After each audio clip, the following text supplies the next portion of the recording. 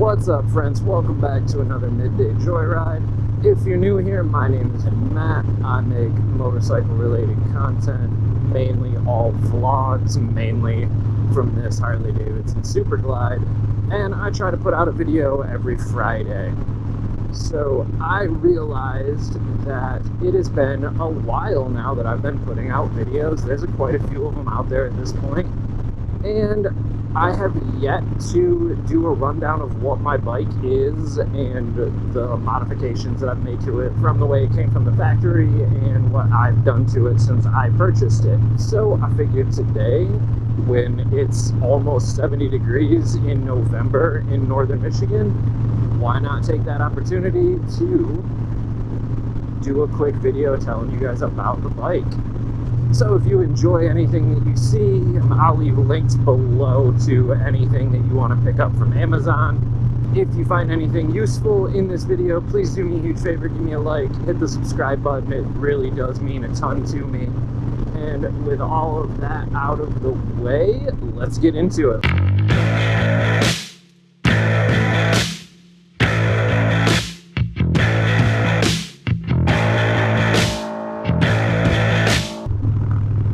So like I said in the intro, this is a 2007 Harley-Davidson Super Glide, just a base model Dyna.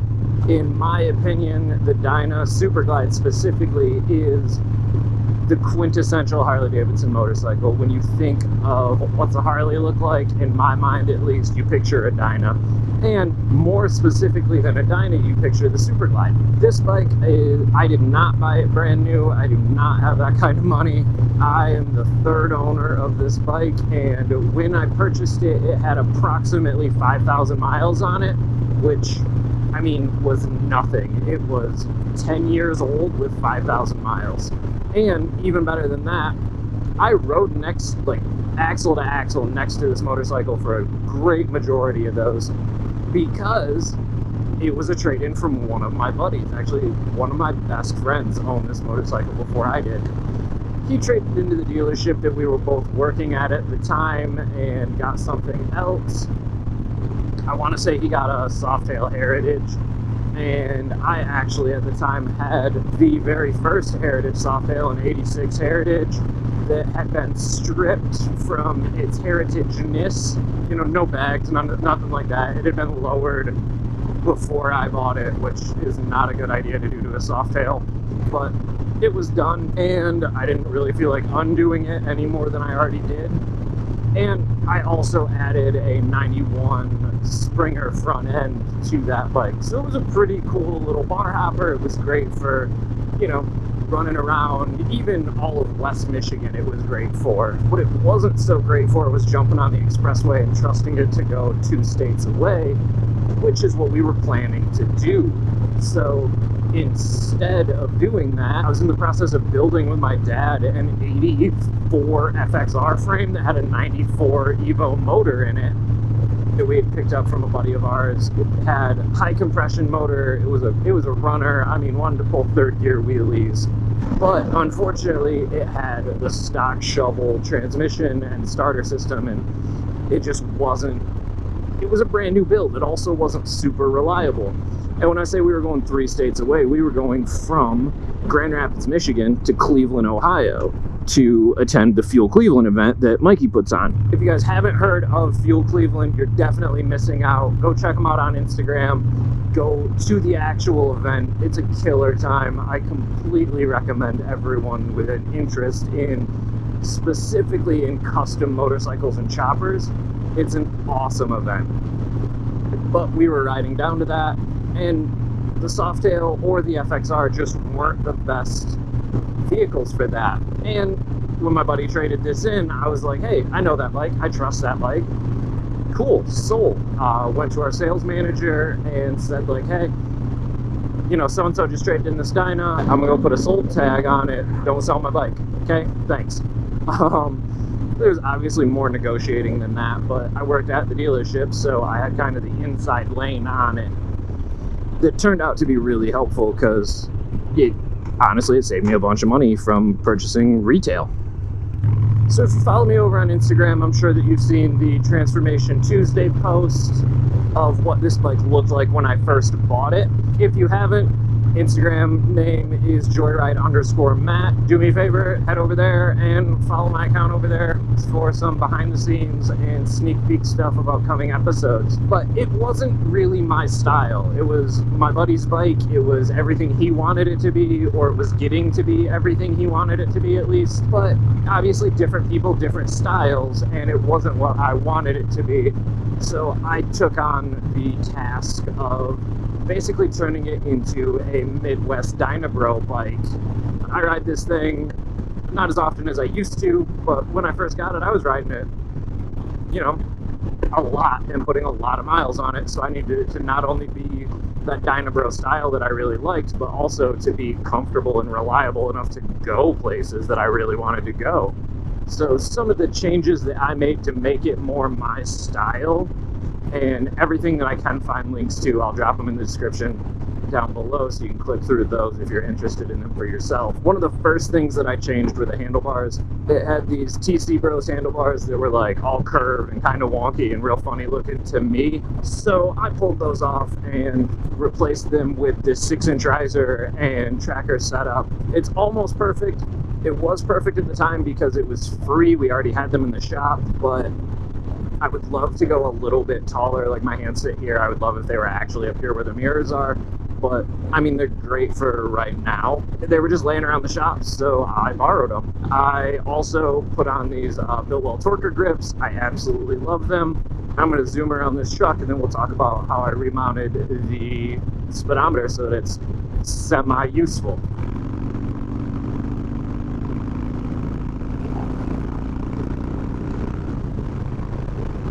Alright, now that we're through that, one of the issues that I had was the Superglide Speedo was mounted way down at the riser, which would have put it down here, not an ideal position.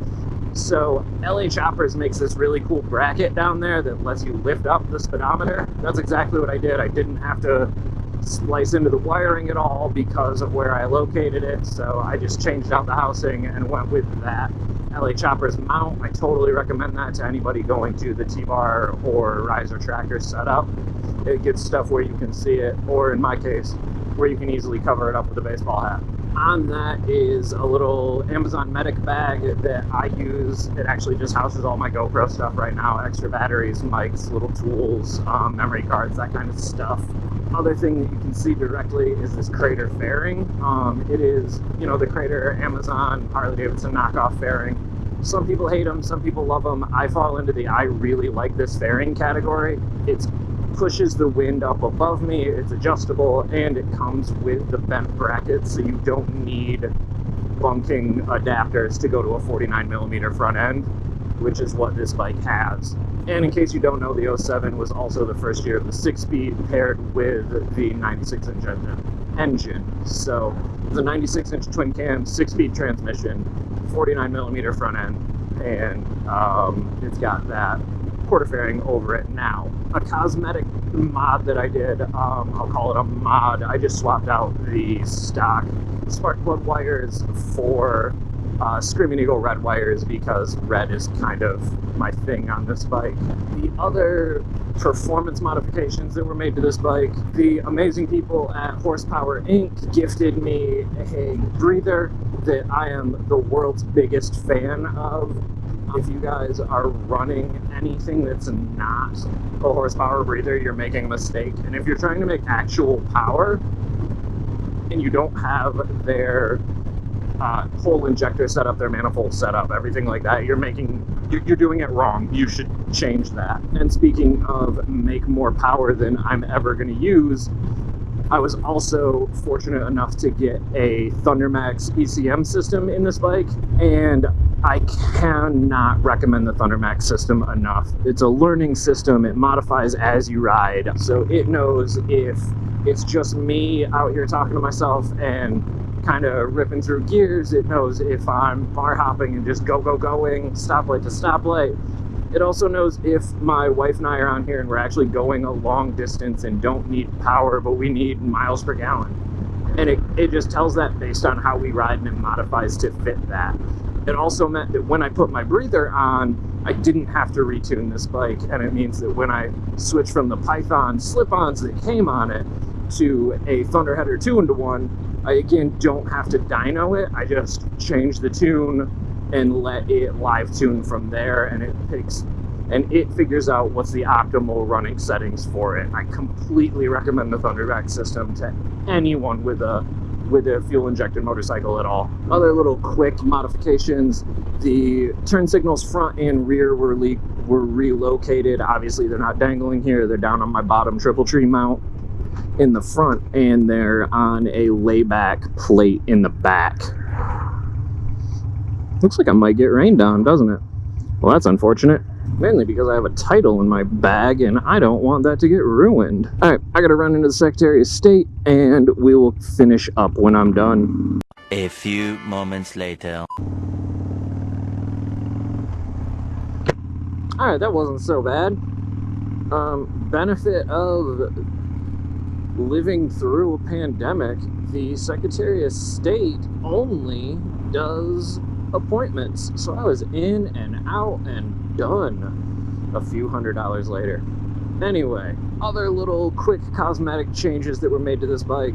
I did a Amazon special headlight to jump from the crap stock Harley headlight to an LED. I don't remember the make of it, but link below to check it out. And then actually while I was at the dealership, I picked up a Custom Dynamics taillight. Smoked, lay flat, really nice taillight.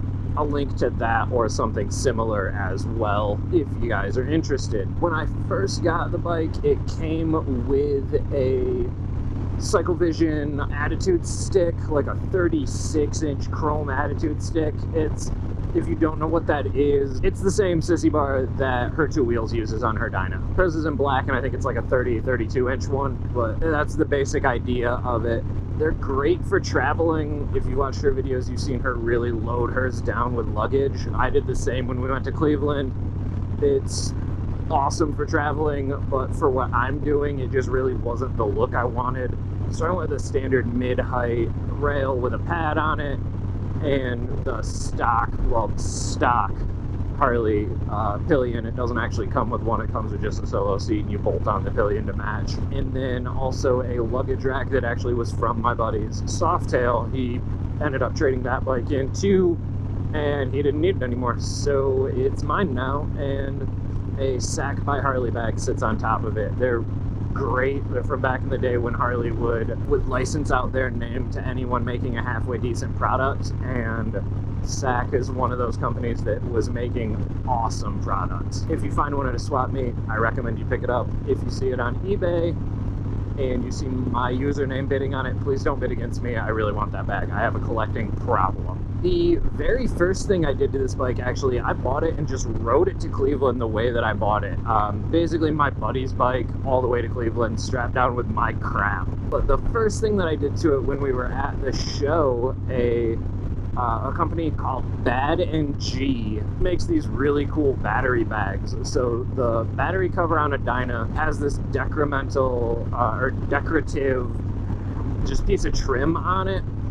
It didn't do anything for me. I didn't really care about it, but he makes these really cool bags that either bolt or strap on to that cover. And I saw it, I was like, holy shit, I need that in my life. So I bought that from him instantly. I put it on, I don't think I put it on in the parking lot. I think I waited until I got home because I didn't want to just throw away that piece of trim. Yeah, so I put that on as soon as I could, and I have not taken it off since. I absolutely love that bag. It fits everything that I need it to. I am notorious for forgetting either clears or sunglasses when we go riding. Now that I wear a full face, it doesn't matter as much. I can squint in the sunlight. But back in the day, I used to wear 3/4 helmets, and I was notorious for, we'd go out riding all day, we'd leave a place from dinner or grabbing drinks or whatever, and it'd walk out and it'd be dark, and I'd be like, well, shit, I don't have clears. And we're 80 miles from home. Awesome. To the point that my buddies started making jokes about it, and they all started carrying spare clears for me. I'm a mess. But right now in there's this pair of yellows that I actually prefer in overcast days like today, or at night. I really think it cuts down on headlight glare. I'm just a big fan of yellow glasses over clears. And there's another pair of sunglasses in there. Granted, now I have prescription sunglasses, so those don't do as much good as they used to, but it's nice to have. There's a couple little tools if you want. Your phone fits in there, or my wallet drops in there really well.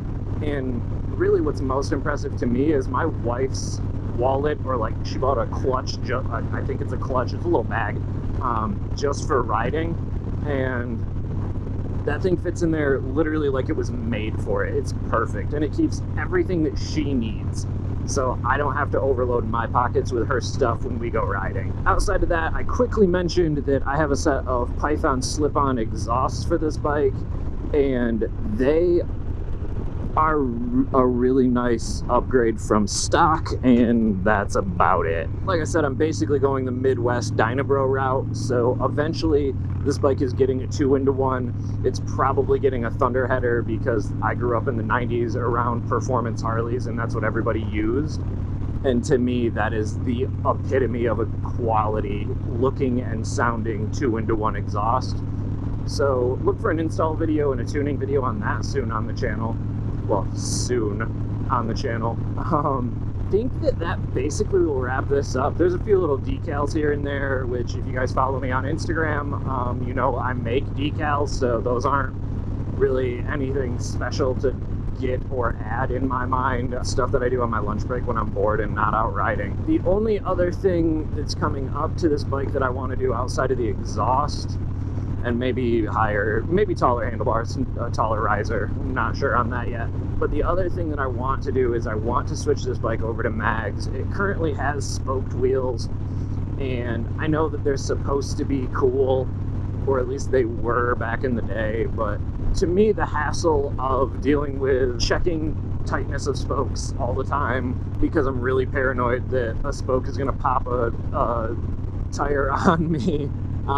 And there's, you know, added price to changing, and you have to get that little rubber band that goes around your rim when you're changing spokes, tires, and blah, blah, blah, blah. I just don't care for spokes. I don't care for the look of them. So eventually I want to find a set of chrome switchblade mags that aren't like $2,000 was the last pair I saw sell for, and that's ridiculous to me. At that rate, I might as well just convert a set of 9 spokes. I have a lathe. That's basically everything that I've done to this bike, guys. If you enjoyed any of my parts rundown, if you enjoyed anything I was talking about here, you got any useful information or found something that you want to look further into, do me a huge favor, hit the like button, hit the subscribe button if you're not already. That's a huge favor to me. It really does matter in the algorithm world of YouTube. And if there's anything you're interested in parts-wise, the links are down below in the description. Feel free to check them out and drop me a comment letting me know what you like and don't like.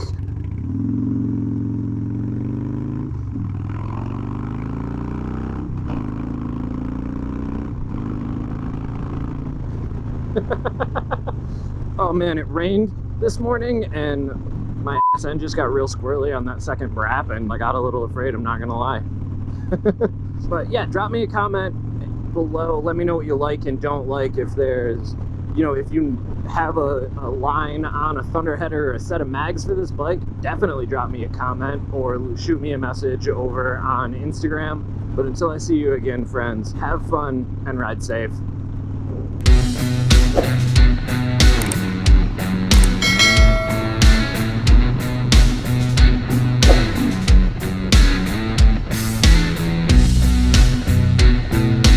Dyna wobble.